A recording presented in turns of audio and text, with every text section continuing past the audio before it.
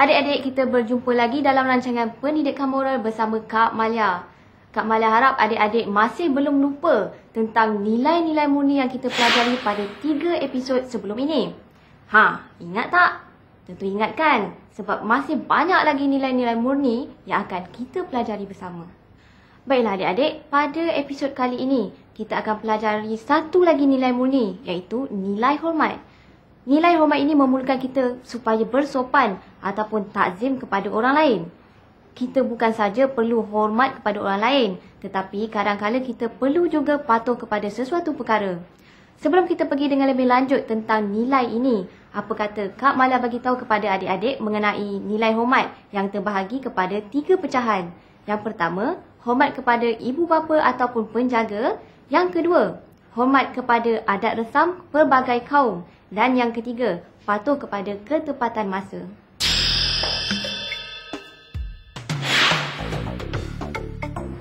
Sana, nak pergi tak? Kau tahulah. Aku pula tak tahu nak pergi ke tak nak ni. Takutlah nanti mak saya marah. Alah, leceh lah awak ni. Tengok, saya pun tak bagi tahu mak saya. Tak kisahlah, kejap je. Mak saya pesan kalau nak pergi mana-mana, kena beritahu dulu. Kalau tak dia marah. Kau tunggu mak awak. Lambatlah. Entah mak awak tak kasi pergi. Dah leceh lah awak ni. Dah lah, saya nak pergi lah. Lama tunggulah. Saya pun nak ikut juga. Awak nak pergi tapi takut. Tengok saya ni. Tak payah bagi tahu mak saya. Tak kisahlah, kejap je. Lah, macam mana ni? Alah, awak tinggal kat sini, saya pergi. Nak tak? Tak dengar dekat sekali boleh kan? Yalah, jom lah.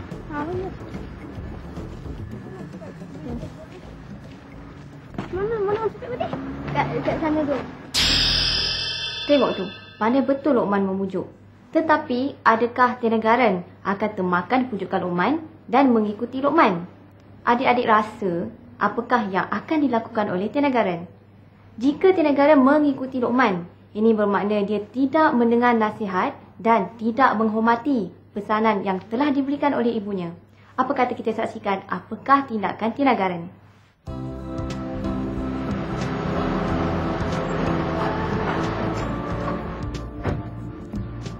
Ya, Puan Dewi. Ada mesyuarat PIBG ke? Taklah, nak ambil Tina. Lambat sikit. Nampak tak Tina? Tina? Budak-budak dalam ni pun semuanya dah balik. Dah balik? Mana pula dia pergi ni? Pagi tadi dia ada bagi tahu dia pergi mana-mana ke tak? Tak. Tina tak pernah macam ni. Dia tak berani jalan sorang-sorang. Mungkin dia pergi minum kat gerai luar agaknya. Tak. Saya dah pesan dengan dia. Jangan pergi mana-mana. Sabar, Puan. Mungkin dia masih lagi di kawasan ni. Uish, Tina ni. Mana pula dia pergi ni? Bang Ali, boleh tak saya masuk cari kat dalam? Kalau macam tu, mari kita cari.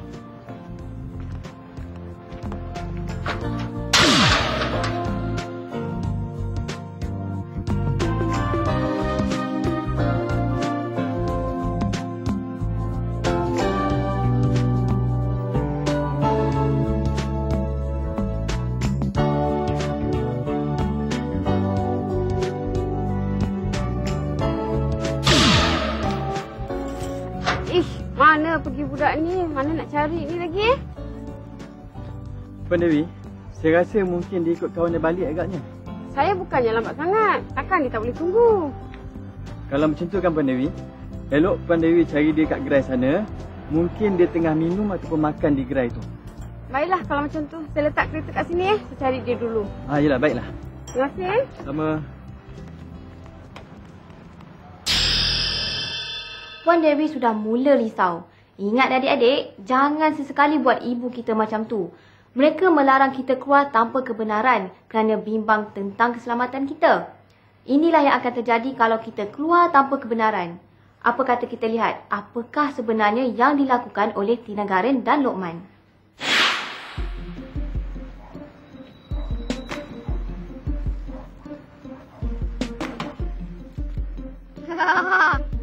Apa asyik baca buku je. Kenapa? Tak boleh? Lah, ni kan jalan raya. Bahayalah nanti kehilangan kereta macam mana? Yelah. Cepatlah nanti lambat pula. Mak saya tunggu kan. Marah dia. Apa yang takut? Saya ada jalan potong. Apa? Jalan potong? Ha. Kat mana? Tak apa, ikut je saya. Cakaplah kat mana?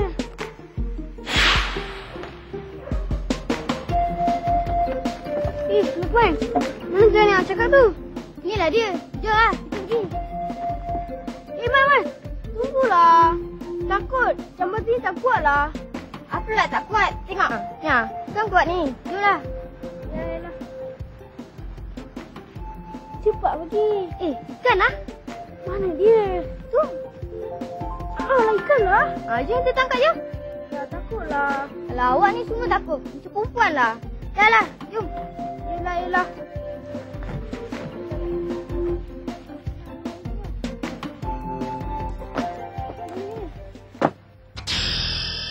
Kenegaran akhirnya sedar bahawa mereka sudah terlewat. Pada pendapat adik-adik, apakah yang sepatutnya dilakukan oleh Tinagaran? A. Kembali ke sekolah. B. Terus pulang ke rumah. Ataupun C. Tidak menghiraukan waktu dan leka menangkap ikan. Mari sama-sama kita saksikan apakah yang akan dilakukan oleh Tinagaran.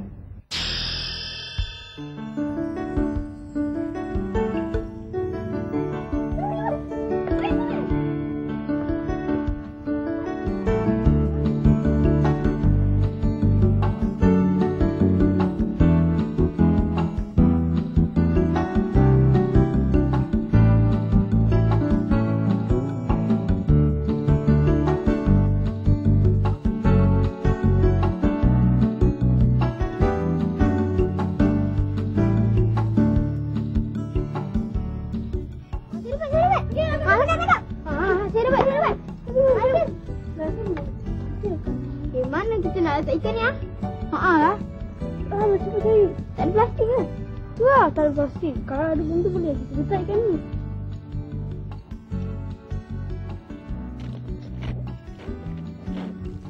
Wah, bijaklah awak ni. Ya, Puan Dewi. Macam mana? Ada jumpa Tina? Belum lagi lah. So betul lah saya. Dulu perangai dia tak macam ni. Tak tahu kenapa dia berubah macam ni. Kalau apa-apa terjadi dengan dia macam mana? Apa nak jawab dengan ayah dia nanti? So betul lah saya.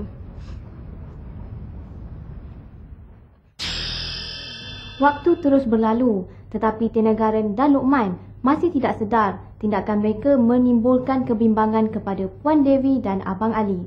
Apakah tindakan Puan Dewi yang seterusnya? Sama-sama kita saksikan.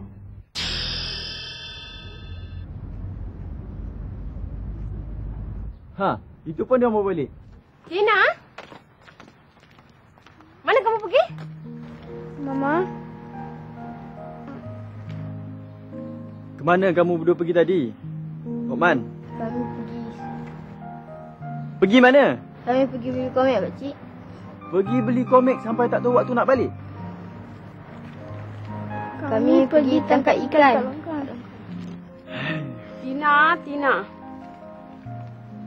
Tina, Lukman, kamu berdua tak boleh buat macam ni. Pergi tangkap dalam longkang tu berbahaya. Tahu tak? Kalau jatuh ke, lemas ke, macam mana? Saya nanti, saya yang ajak Tina pergi. Saya yang paksa dia. Dia tak nak, tapi saya yang paksa dia. Tina, Lukman, kamu berdua ni tidak boleh buat macam ni Cakap orang tua-tua kena dengar. Itu tanda kita hormat. Nasib baiklah kamu berdua ni sampai cepat. Kalau tidak, Puan Dewi ni dah nak pergi balai polis dah buat laporan. Minta maaf lah. Saya terkebat lagi. Nampaknya saya pun nak minta diri dulu. Ada banyak kerja saya nak buat. Terima kasihlah Abang Ali. Kerana budak-budak ni, kami menyelesaikan Abang Ali je. Tak mengapa Puan Dewi. Ini pun dah menjadi tanggungjawab saya. Okay, Tina, Lukman, salam dengan Abang Ali. Maaf, Pak Ali. Ish, kamu ni Lukman. Tak tahu hormat dengan orang tua langsung. Baik, saya salah lagi. Kamu tanya pula salah ke tidak? Kita lain kali, kalau berjumpa dengan orang yang lebih tua daripada kita, salam cium tangan. Itu tandanya hormat. Faham? Macam ni lah. Minta maaf, Pak Ali. Maaf, Ali. Saya tak buat lagi. Pandai pun. Lokman boleh buat. Lain kali ingat tau. Amalkan selalu. Jangan nakal-nakal. Baiklah Pak Ali. Terima kasih Abang Ali. Kami balik dulu Yalah. Saya pun nak balik rumah juga. Rumah baru, bukan rumah dalam longkang. Air dia kotor. Rumah baru, air jernih. Dalam akuarium. Begitulah gelagat dua orang sahabat itu tadi. Ingat ya adik-adik, jangan sesekali mencontohi sikap Tina Garen dan juga Lokman. Jangan menimbulkan rasa bimbang di hati ibu bapa kita. Dan kita mesti sentiasa patuh dan mendengar kata ibu bapa serta orang yang lebih tua daripada kita. Tujuannya bukanlah untuk mengongkong kita, tetapi untuk memastikan kita sentiasa selamat. Baiklah, kakak harap adik-adik dapat memahami mesej yang cuba disampaikan dalam cerita yang pertama tadi. Sekarang apa kata kita saksikan cerita yang kedua yang akan memberikan kita mesej serta pengajaran bagaimana kita boleh menghormati kepercayaan dan adab resam pelbagai keturunan.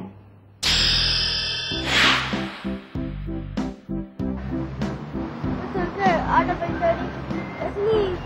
Yelah, berapa kali orang nak tanya. Kan saya dah bagi tahu kat dia, kita jumpa kat sini. Habis, mana dia? Tak tahulah, selalunya dia yang cepat sampai. Awak yang lambat, dia dah hal agaknya. Mungkin dia tidak berdatang agaknya. Tapi tadi dia bagi tahu saya dia akan datang. James, sekarang dah pukul berapa? Sekarang? Dah pukul 3 ni. Dah lama kita tunggu dia. Mana ni Swilling?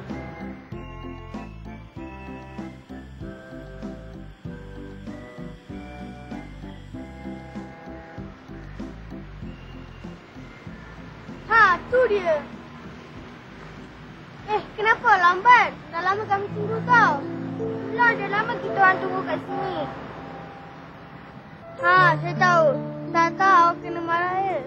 Saya akan pasal bunga mawar, lepas tu kena pukul. Apalah awak ni, James? Silin. Awak sakit ke? Tak, saya sihat.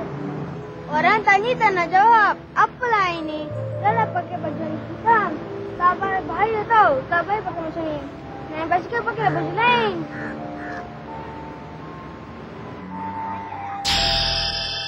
Kasihan Swilin. Tentu adik-adik nak tahu kenapa Swilin menangis kan?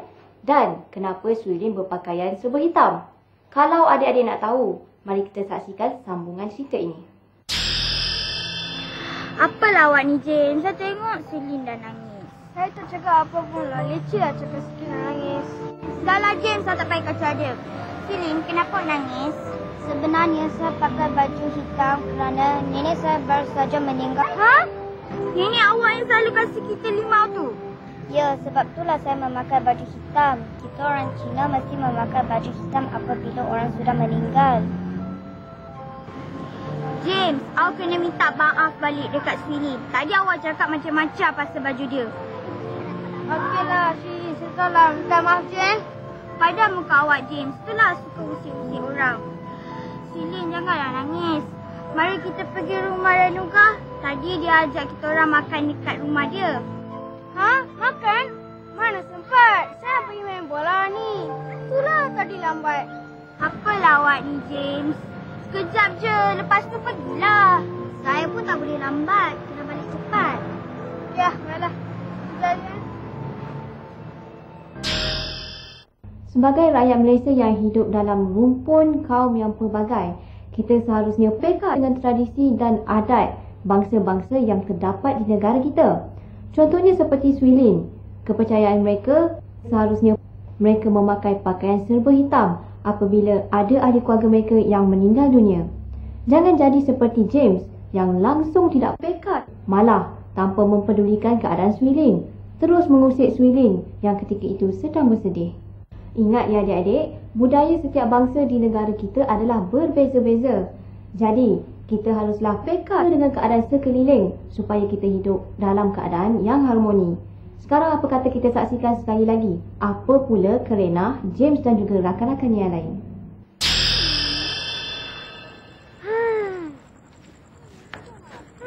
Hai James, Ana, Swilin. Hai Ana.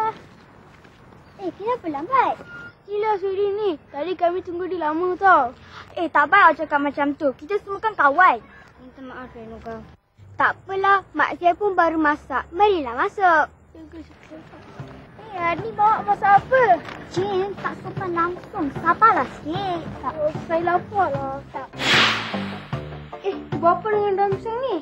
Makanan sudah biasa adalah budaya dan tradisi kaum India. Tapi saya tak retilah makan sudah pisang. Boleh saya berikan pinggan? James, inilah budaya mereka. Kita kenalah hormat. Tak apa. Kita James tak biasa lagi. Cuba James rasa-rasanya berbeza sikit. Ya Kak Aunty, apa bezanya? Rasanya lebih enak makan atas daun pisang sebab ianya telah dibersihkan sebelum dijadikan tempat alas makanan. Mari kita cuba, mestilah sedap.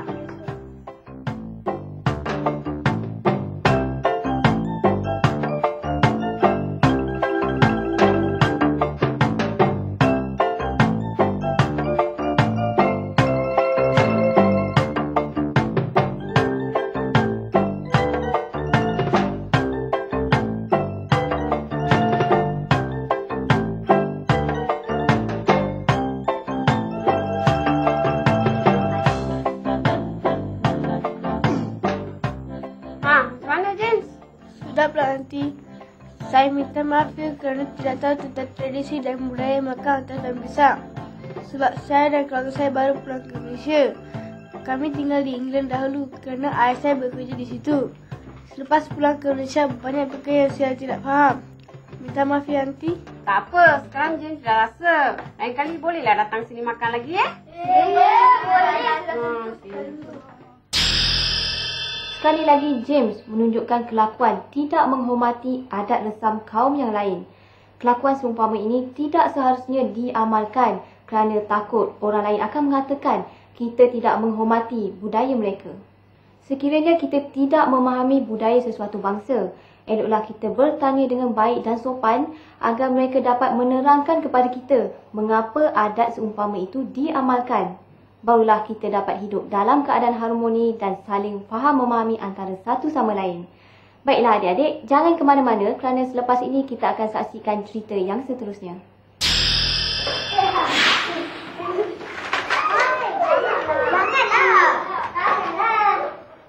Janganlah. Kelas semua bangun. Selamat petang, cikgu. Selamat petang, cikgu. Selamat petang murid-murid, duduk semua. Terima kasih, cikgu. Hari ini cikgu nak minta kerjasama kamu semua, boleh tak? Boleh, cikgu. Macam tak boleh je. Sekali cikgu minta, hari ini cikgu nak minta kerjasama kamu semua, boleh tak? Boleh, cikgu. Hari ini cikgu ada hal sekejap kat luar. Semasa ketiadaan cikgu ke kelas, tolong keluarkan buku kajian tempatan buat ulang kaji topik 9, boleh tak? Boleh, cikgu. Kalau nak ke tandas, cikgu? Boleh. Minta keizinan daripada ketua kelas, Fatin. Baik, cikgu. Kalau nak pergi kedai beli keropok, boleh, cikgu? Tak boleh. Cikgu tak keluar lama. Pastikan semua berada dalam kelas. Faham? Faham, cikgu.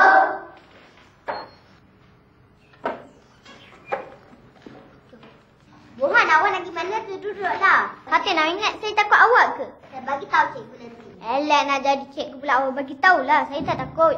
Saya tak takut. Saya tak takut. Bohan, ikut arahan cikgu lah. Dia kata bila dia tak ada, Fatin yang jaga kelas. Dia nak awak sibuk, kenapa? Saya tak kata awak. Awak jangan nak sibuk-sibuk. Bukan tepilah. Bohan tu saya akan adukan hal kepada cikgu nanti. Janganlah pedulikan mereka. Mereka memang degil. Jom baca buku saja. Sungguh kasar pelakuan Mohan terhadap Lina dan Fatin. Dia terus menunjukkan belangnya selepas cikgu keluar. Dia langsung tidak mempedulikan arahan yang telah diberikan oleh gurunya. Walaupun hanya kelas tuition, kita seharusnya mematuhi setiap arahan yang telah diberikan.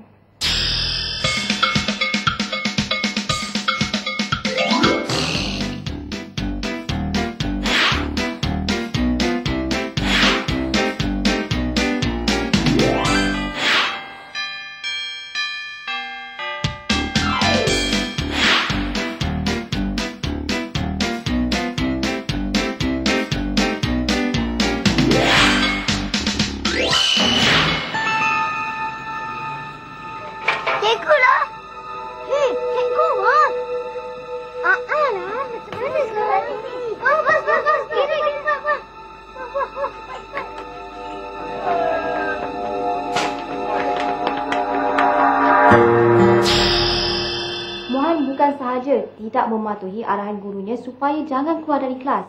Tetapi, dia dan rakan-rakannya tidak menghormati ketepatan masa. Walaupun waktu rehat telah tamat, mereka masih lagi berada di gerai. Apabila terlihat guru kelas mereka, barulah mereka kelam kabut untuk masuk ke dalam kelas semula. Ini adalah satu amalan yang tidak baik. Apa kata kita saksikan apakah yang terjadi kepada Mohan serta rakan-rakannya yang lain.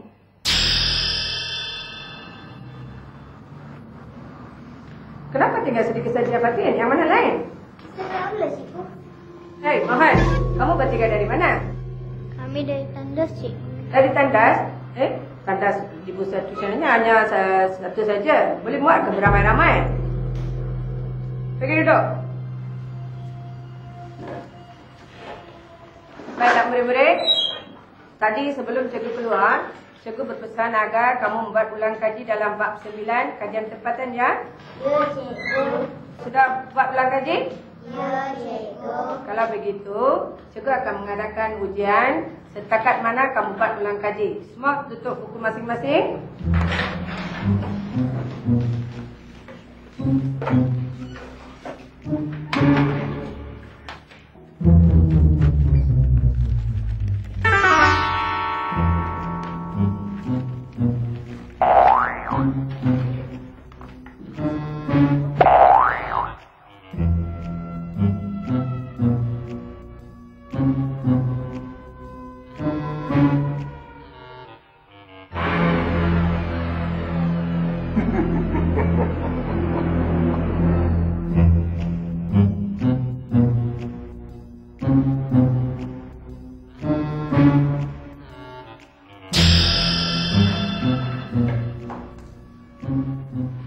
Murid-murid, masa dah tamat. Semua dah habis tak? Sudah. Okey, serahkan kepada ketua kelas Fatin.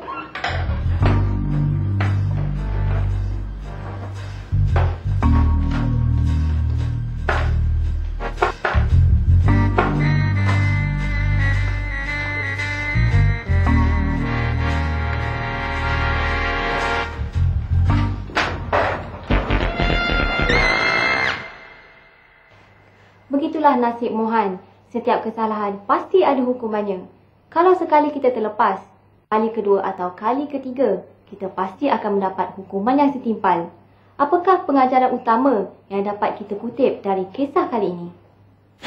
A. Mematuhi arahan guru dan ketua kelas serta peraturan waktu yang ditetapkan semasa belajar. Atau B. Keluar dari kelas sesuka hati. Ataupun C.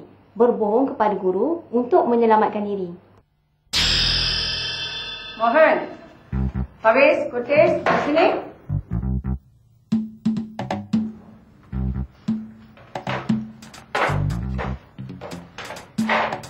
Kenapa sepanjang soalan tak jawab ni? Tadi sebaik saja cikgu keluar, Mohan dan kawan-kawannya turun ke bawah. Betul ke Mohan? Mohan, sepatutnya awak ikuti arahan cikgu tadi. Tengok banyak soalan tak jawab. Kamu langsung tak menghargai masa. Kalau begitu, bagaimana kamu nak lulus periksa nanti? Mari ikut saya nak panggil ibu bapamu sekarang juga. Ibu bapa? Maaf, cikgu. Mari ikut. Ingat adik-adik, jangan contohi sikap yang sebegitu kerana ianya akhirnya merugikan diri kita sendiri. Baiklah, kita jumpa lagi minggu depan dengan cerita-cerita yang baru. Jaga diri baik-baik dan belajar rajin-rajin.